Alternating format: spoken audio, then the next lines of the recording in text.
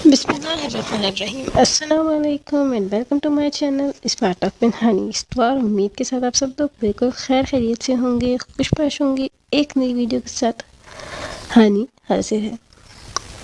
اگر ویڈیو پسند آئے تو ویڈیو کو لائک، چینل کو سبسکرائب ضرور کر دیجیے گا۔ جلال الدین محمد اکبر سلطنت مغلیہ کے تیسرے فرمانروا اکبر کے دور حکومت نے ہندوستانی تاریخ کو نمایاں طور پر متاثر کیا۔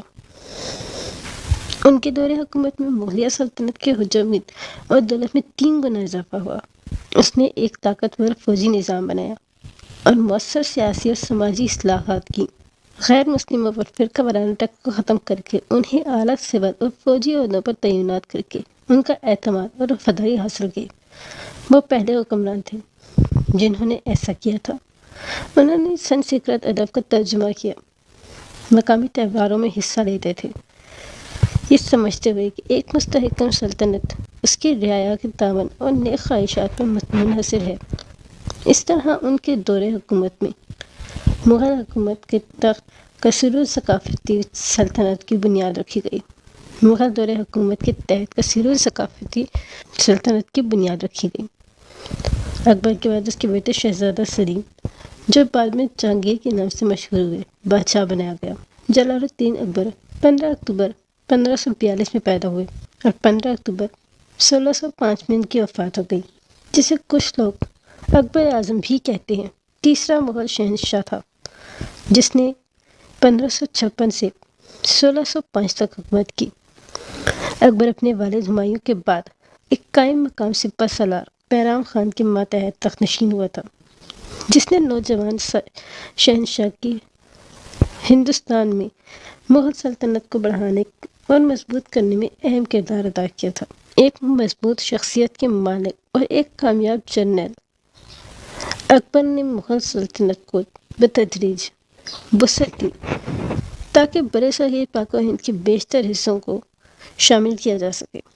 تاہم اس کی طاقت اور اثر و رسوخ پورے برِ صغیر پر مغلوں کے فوجی، سیاسی، ثقافتی اور اقتصادی غلبے کی وجہ سے پھیلا تھا۔ وسیع مغل ریاست کو متحد کرنے کے لیے اکبر نے اپنی پوری سلطنت میں نظم و نسق کا ایک نظام قائم کیا اور میل جول اور سفارتکاری کے ذریعے فتح شدہ ریاستوں کے حکام کو ملانے کی حکمت عملی اپنائی۔ مذہبی اور ثقافتی طور پر متنوع سلطنت میں امن و امان کو برقرار رکھنے کے لیے اس نے اپنی پالیسیاں اپنائیں۔ اس نے ایسی پالیسیاں اپنائیں جن سے اسے اپنے غیر مسلم رعایا کی حمایت حاصل ہو گئی۔ قبائلی ہندوؤں اور اسلامی ریاستی شناخت کو چھوڑتے ہوئے اکبر نے ایک شہنشاہ کے طور پر اپنے آپ کو ہند فارسی ثقافت کے ذریعے وفاداری کے ذریعے اپنے دائرے کے دور دراز علاقوں کو متحد کرنے کی کوشش کی۔ مغل ہندوستان نے ایک مضبوط مستحکم معیشت تیار کی، جس کے نتیجے میں تجارتی توسیع اور ثقافت کی زیادہ سرپرستی ہوئی۔ اکبر خود فن اور ثقافت کا سرپرست تھا۔ اسے ادب کا شوق تھا اور اس نے سنسکرت، اردو، فارسی، یونانی، لاطینی، عربی اور کشمیری زبانوں میں لکھی ہوئی 24,000 جلدوں کی ایک لائبریری بنائی، جس میں بہت سے اسکالرز، مترجم، فنکار، خطاط، کاتب، کتاب ساز اور قارئین موجود تھے۔ اکبر نے فتح پور سیکری لائبریری بھی خصوصی طور پر خواتین کے لیے قائم کی تھی اور اس نے پورے علاقے میں مسلمانوں اور ہندوؤں دونوں کی تعلیم کے لیے درسگاہوں کا قیام کیا۔ انہوں نے کتب بندی کو بھی ایک اعلیٰ فن بننے کی ترغیب دی۔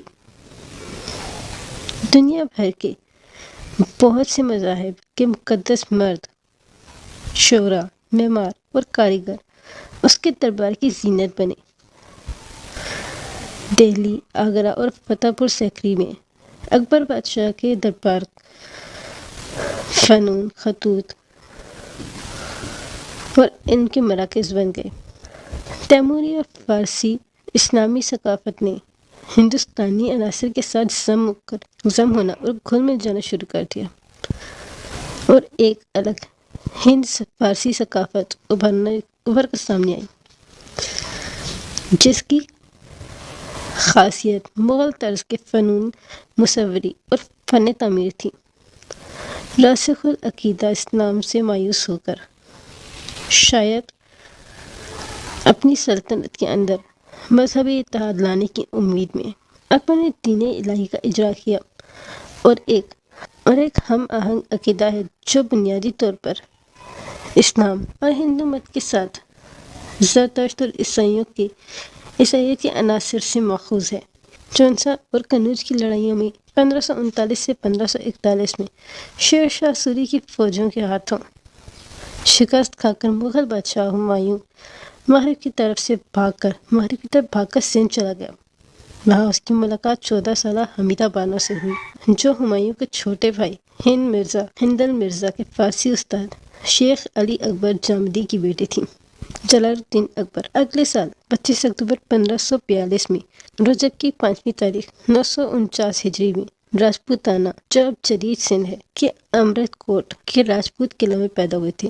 امرت کوٹ جس کا جدید نام عمر کوٹ ہے، جہاں ان کے والدین کو مقامی ہندو حکمران رانا پرساد نے پناہ دی تھی۔ ہمایوں کی جلا وطنی کے طویل عرصے کے دوران اکبر کی پرورش کابل میں اس کے ماموں کامران مرزا اور عسکری مرزا اور اس کی پھوپھیوں، خاص طور پر کامران مرزا کی اہلیہ کے وسیع خاندان نے کی تھی۔ اس نے اپنی جوانی شکار سیکھنے، دوڑنے اور لڑائیاں سیکھنے میں گزار دی، جس سے وہ ایک بہادر، طاقتور اور بہادر جنگجو بن گیا۔ لیکن اس نے کبھی پڑھنا لکھنا نہیں سیکھا، تاہم یہ اس کی علم کی تلاش میں رکاوٹ بھی نہیں بن سکا۔ کہا جاتا ہے کہ جب وہ شام کو فارغ ہوتا تو کوئی اسے پڑھ کر سنایا کرتا تھا۔ 20 نومبر 1551 کو ہمایوں کا چھوٹا بھائی ہندل مرزا کامران مرزا کی افواج کے خلاف لڑائی میں مارا گیا۔ اپنے بھائی کی موت کی خبر سن کر ہمایوں غم سے نڈھال ہو گیا۔ 9 سالہ اکبر کے غزنی کے گورنر کے طور پر پہلی تقرری کے وقت اس نے ہندل کی بیٹی رقیہ سلطان بیگم سے شادی کی۔ ہمایوں نے اکبر کو ہندل کی فوج کی کمان سونپ دی اور ہندل کی تمام دولت شاہی جوڑے کو دے دی۔ اکبر کی رقیہ سے شادی پنجاب کے جلندھر میں اس وقت ہوئی جب وہ دونوں 14 سال کے ہو چکے تھے۔ وہ ان کی پہلی بیوی اور اہم شادی تھی۔ شیر شاہ سوری کے بیٹے اسلام شاہ کی جانشینی پر ہونے والی افراتفری کے بعد ہمایوں نے 1555 میں دہلی پر دوبارہ قبضہ کیا۔ اس کے فارسی اتحادی طہماسپ کی طرف سے جزوی طور پر فراہم کردہ فوج کی قیادت کی۔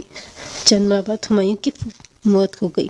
اکبر کے سرپرست بیرام خان نے اکبر کی جانشینی کی تیاری کے لیے موت کو چھپا لیا۔ اکبر نے 14 فروری 1556 میں ہمایوں کے بعد مغلیہ تخت پر دوبارہ قبضہ کرنے کے لیے سکندر شاہ کے خلاف جنگ کی۔ کلانور، پنجاب میں 14 سالہ اکبر کو بیرام خان نے اپنے ایک نئے تعمیر شدہ چبوترے پر تخت نشین کیا، جو اب تک کھڑا ہے۔ اسے شہنشاہ کا قرار دیا گیا۔ شہنشاہ فارسی زبان کا لفظ ہے جس کا مطلب ہے بادشاہوں کا بادشاہ۔ بیرام خان اس کی طرف سے اس وقت تک حکومت کرتا رہا جب تک وہ بالغ العمر نہ ہو گیا۔ اور یہ تھی آج کی ویڈیو۔